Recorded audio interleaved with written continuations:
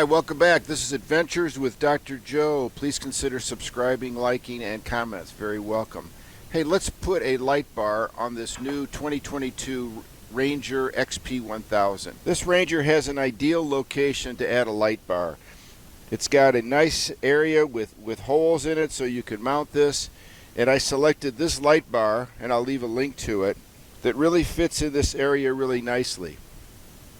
In addition, I bought a wiring harness with an illuminated switch that we're going to install as well, and it goes right into the instrument panel. So let's get started. So the first thing I did, I took these small brackets and I mounted them onto part of this brush bar. It has two angles, and I added a flat washer, a fender washer because this opening is big, a lock washer, and then the nut. And I put those in first, lined those up, made them nice and even, and tightened them down, and now we'll install the light bar onto that. The light bar is held in place with two 4mm cap screws or hex drive screws. What we'll do is snug these up, but then once it's fully installed, we'll adjust this and then tighten those down so it has the perfect angle with respect to where we want to shine our light. This is the wiring harness. Let's make some sense of it. This is a braided wire wrap that has the three connections that go to the switch. Then we have a relay that will go under the hood. We'll connect this to switched power. These go to the battery. And there's a battery terminal connector under the hood, and then there's a large 20 amp fuse right here for protection. Then these wires go out to the light or lights. So there's a setup here for one set of lights and a second set of lights, but I'm only going to use one right now. So what I did was I put a piece of heat shrink wrap over this, and I'm going to center it over the other set of hot wires, and we're just going to heat it up, shrink wrap it,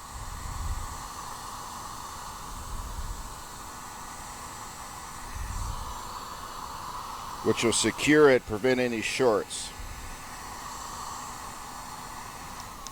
And then if I add a second set of lights sometime, I can simply release this and get this second set of, it's called load 1, but basically it's the second light or the second electrical thing that you're powering. Here's load 2.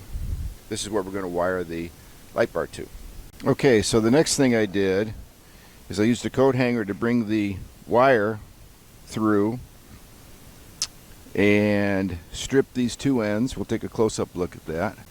So we use these slip-over devices that have heat shrink and solder in the center. We coiled the wires around each one, and now we have a very nice waterproof solder joint for these wires. So this is the braided cable that goes over the three wires that go to the switch. I brought the coat hanger through the firewall, secured this, taped it so it would go through there pretty easily, and now we'll bring it up through the dashboard. So I brought the wires through the firewall.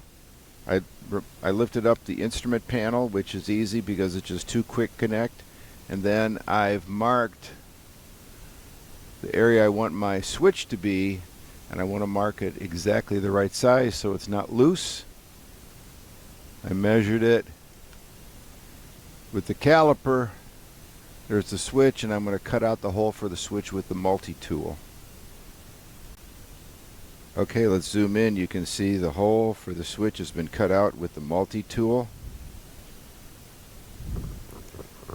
Now we're going to clean it up with the utility knife and make sure it's really nice and smooth, and then bring the wires through, hook them to the switch, and put the switch in. So the wires have been run through. We're going to connect these to the three poles of the switch, and the switch will fit in there. It fits very nicely. The plugs have all been connected. The proper lines will feed that through that opening. And there it is. It looks good. Now we'll wire it to the pulse bar. Okay, these are the final connections. I took the hot line and ran it under the protector for the main pulse bar, and then hooked it up. It's a 10 millimeter screw. I hooked the negative to this. This is a 10 millimeter nut. This is a 10 millimeter nut as well. 10 millimeter nut here. Then I connected this line to one of the keyed lines, so it's only on when the key's on. And then I zip tied this amount and this zip tied this and labeled this area for the second light in case I need one.